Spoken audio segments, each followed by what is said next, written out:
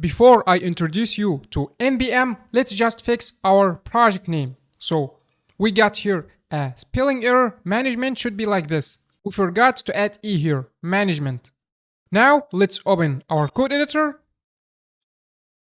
and drag and drop our project inside it and trust it.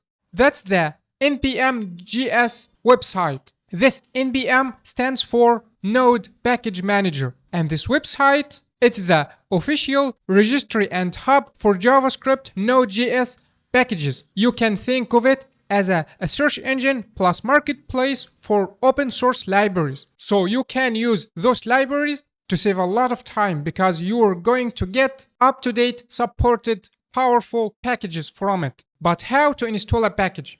That's pretty easy. Just search for package name, for example, Express, and press search.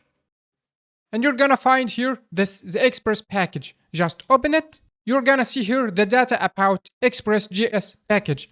For example, weekly download, we got here over than 28 millions of download per week. And here's the packet, the unpacked size of the package, and here's the version.